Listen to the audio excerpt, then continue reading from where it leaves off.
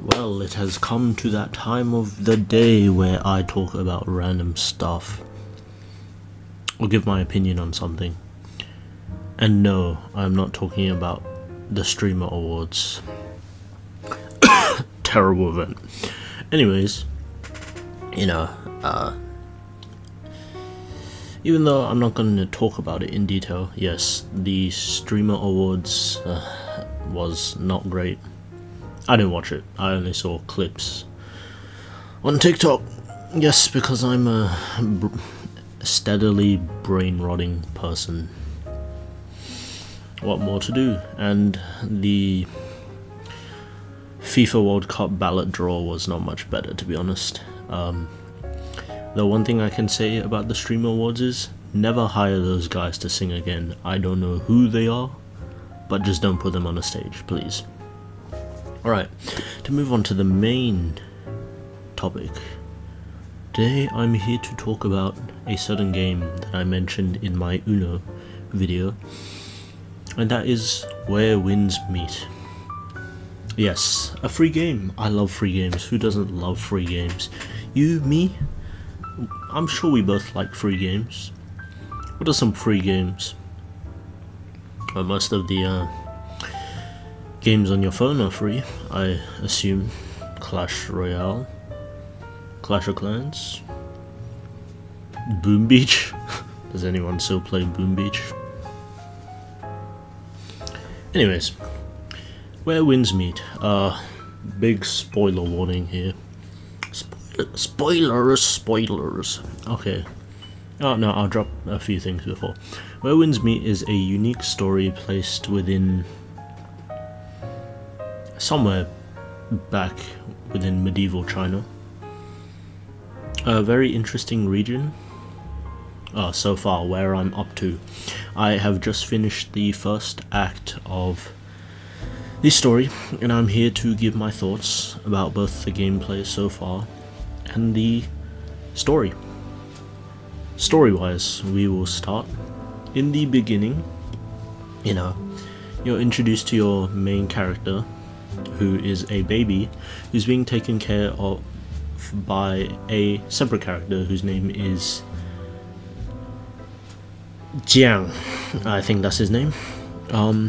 Yeah, he takes care of you, and the tutorial is you fighting a boss, and yada yada yada years later, and your character is now alone, but he is with a girl named, alone as in the guy that was taking care of him is now gone.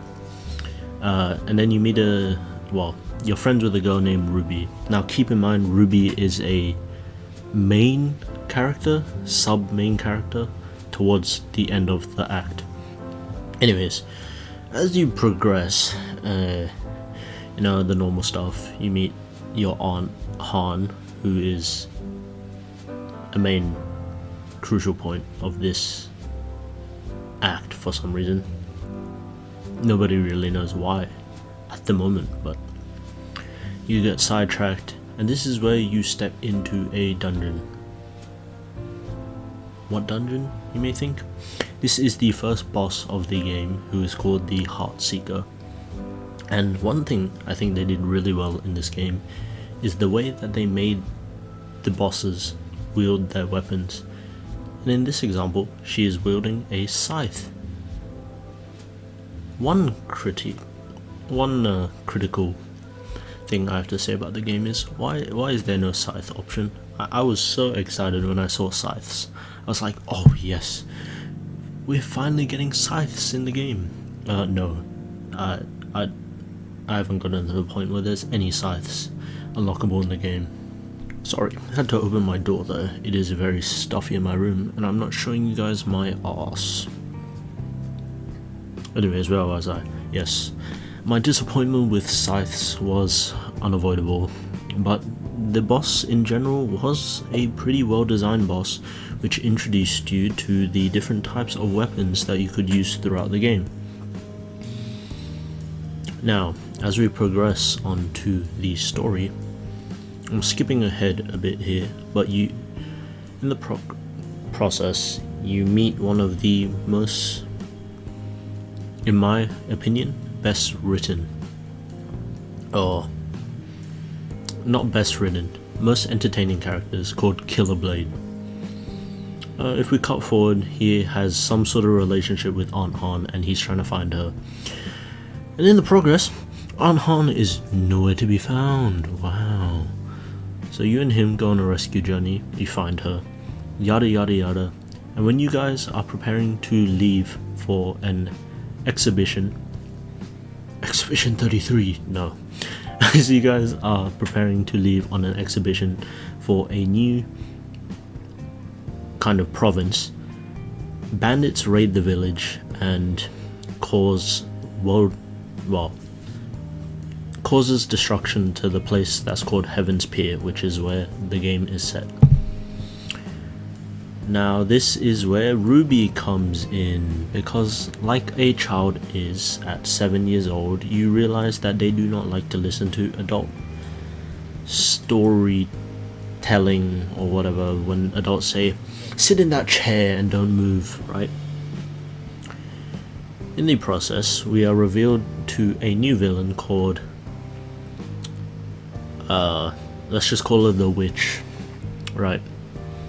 Now, initially I thought the Heart Taker and the Witch were the same person, but they are very different in terms of fighting style and just personality in general.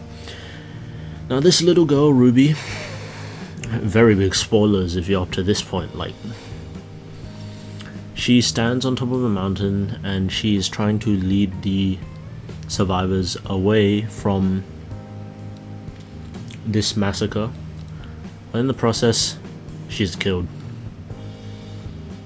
And initially I didn't even know she died.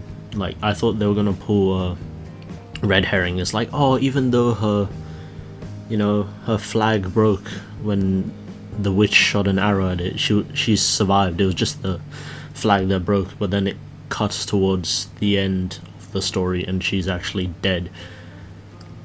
Now, this is one of the favorite parts, one of my favorite parts of Act 1 is the boss fight against the witch. Now yes, it did take me upwards of 5 attempts to get used to her attack patterns and understand how her dimension shifting works, but how this boss fight works is half of the stage, or it will keep alternating, so it goes between her, okay, there's phase 1 where it's just her, and you and Killer Blade team up to fight her. Then she sucks you into her mind realm, where it's her and some alter ego of herself fight you, and they both have scythes. Now, every maybe minute and a half in the fight, she will break the dimension, and you will be sucked into the opposite side where you will fight the alternate personality who has a different attack set, although once you get used to it, you'll find out that their attacks are very easy to parry. Like, on my little attempt where I beat them, I think I only took 2 hits of damage in total. It is a bit long-winded. You need to use specific weapons in order to beat her. It's very specific, but you just gotta learn how to parry or learn how to perfect dodge. Perfect dodging, I think, wouldn't be as effective because parrying in this game takes away endurance, and endurance is basically like, if you've ever played Dragon Ball Z Kakarot, it's kind of like the break meter, where once you knock them down they're disabled for a while and you can attack as much as you want. If you know what I mean, you know what I mean. But if you don't, go play the game. Right, parrying in this game is very valuable because it cuts down on endurance so much. One thing I do have to say is, once you get used to their movesets, it is very easy for you to deduce some things, although sometimes the bosses will switch it up in terms of their moves, and sometimes those moves will be a bit questionable when your camera cuts from one place to another as they like cut through your body as they're charging at you, and it goes like, and it cuts like the camera, and it's a bit hard to time the parry. But It's a little complaint. Anyways, after you defeat her, you realize it wasn't even the end. Like, you did nothing to her. So you did that boss fight, which is one of the hardest in the game so far, right? And then you realize it was all for nothing, because she literally took no damage. And you and Killer Blade share a very nice moment. I'm not gonna spoil, it's a very nice moment. But it eventually leads to Killer Blade's death, as he and you are fending them off, and he hits you out of the way, and he is eventually stabbed by the witch's scythe, and the whole room of alcohol, which is where you're fighting, is an alcohol chamber, blows up, and someone saves you, but they never really say who saves you. Well, maybe it'll be explained in the next arc, right? But someone drags you out of the way in time, and it's kind of a not really bittersweet. It kind of leaves a dry taste in your mouth, because when he's at the graves of Ruby and Killer Blade, it's like, you know, you didn't really get to synergize much with Killer Blade. Like, when you started to like him, he killed himself, and when you promised Ruby that you would become a hero for her, she dies as well. But I guess they do have an impactful meaning upon the story. Ruby's obviously symbolizing something about heroism, and Killer Blade symbolizing something about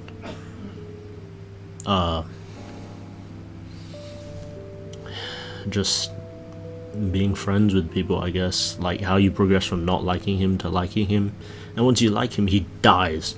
And Anhan is nowhere to be seen during all of this, by the way. She appeared for one scene, said, "I'm dipping," and then she never comes back for the rest of Act 1. Like, you just don't see her at all, right? And that's maybe my one little criticism about the story in Act 1. Also, there's another boss who people hated as much as the witch, but he wasn't that much of a trouble for me. The general in the top area of the map, or the region of the Providence, sorry, I don't really memorize the names of the places, but he's like some war general. You have to bang on the drums to summon him. I beat him in 2 attempts. People were saying that he was pretty hard. I don't really understand how he was that hard. Anyways, now that I've got my mildly spoiler warning storyline out of, well, I mentioned the storyline of Act 1, now I want to move on to the gameplay. Gameplay wise, controls can be quite confusing in this game. For example, I was stuck on my horse for about 10 minutes before I clicked every button on my controller and realized that it was the most niche button combination known to man. So, I mean, they do give you a tutorial, but it's very hard to locate through everything that they give you. Like, a lot of times I've gotten lost. The UI is a bit confusing as well, because they shove so many things in your face. There's like the daily login, there's stuff like that. It's just a lot in the start, but you'll get used to it. There's also gacha. Gacha is not essential to the game, it's only cosmetics. That is one thing that I like, and it also takes you quite a while to get even 10 pulls. I haven't summoned on the gacha yet, even though I've saved enough for about 50 pulls. Yeah, so that's a fun aspect of the game. Glad they did not invest too heavily into the gacha aspect. Although if you do want cool cosmetics, feel free. I wouldn't really recommend spending money on the game. The game is fine as it is. Unless you want to look cool, then be my guest. The weapon system. They've got a cool assortment of weapons. They have a sword, a spear, umbrella, a fan, a big spear, which is somehow different, and twin blades. 6 in total. And then you got the bow and arrow, but that's like a default thing you have, right? A lot of assortment. There is different styles for the blades. Like the longsword has 2 styles. The Spear has 2 styles. The fan has 2 styles. Umbrella has 2 styles. Not sure about the twin blades. I don't think that has 2 styles. And oh, there's also a rope and a hook. Yeah, that confused me quite a bit. Haven't unlocked that yet, but I think I'm getting up to that point. Yeah, big assortment of weapons. Gameplay wise, I've already mentioned parrying is very nice to see in this game, especially when you parry a red attack. You understand if you play the game. Perfect dodging, also very nice when it's kind of like Black Myth Wukong, when you perfect dodge it and it does that swoosh sound effect. It's very satisfying to see because it swings in slow motion. It does give you more time to hit, although I'm not sure about the difference between a parry and an evasion. Only that you need to evade gold attacks. Gold attacks you need to evade at all costs. In terms of just overworld exploration, there is some limitations to what you can do. Like, you can only explore that one region at the start. Act 2 does open up a second region, so it's a lot bigger. And there is a certain part of the map above, which is a lot higher, but I'm not seeing any correlation to that area at this point, but I'm sure Act 3, which I'm pretty sure is the last act, will discover that area. But in total, so far I would rate the game a 8.2 out of 10. It's a very good game. I do have some minor complaints. For example, when you're tracking certain enemies for materials, you get stuck in that menu. Like, no matter how many times you press the exit button on the thing, it just doesn't work, and I had to resort to using my computer keyboard and like spamming the mouse button until it let me out of the thing. A bit questionable. I hope they fix that in the future. That's maybe one of the biggest complaints I have. The scythe one is a minor one. Like, maybe they'll add it someday as DLC. Please. Yeah, there's a lot of customization for your character if you're someone who likes customizing their character. And there is co-op. Yes, you can play with your friends. And that's just a fun way to defeat bosses. Although none of my friends are anywhere close to where I am in terms of progression. Anyways, play where winds meet. It's a very good game. Not sponsored, by the way, but it is free. Therefore, free equals good most of the time.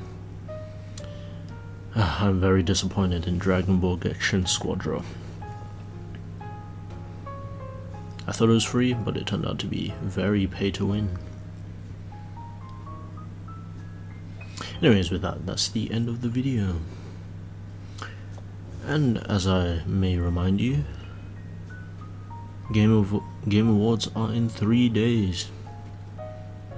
I'm not a streamer, so I'm not gonna stream it, but I will cover the results.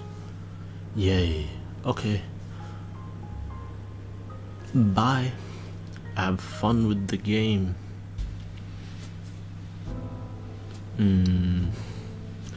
Is that all I was gonna talk about?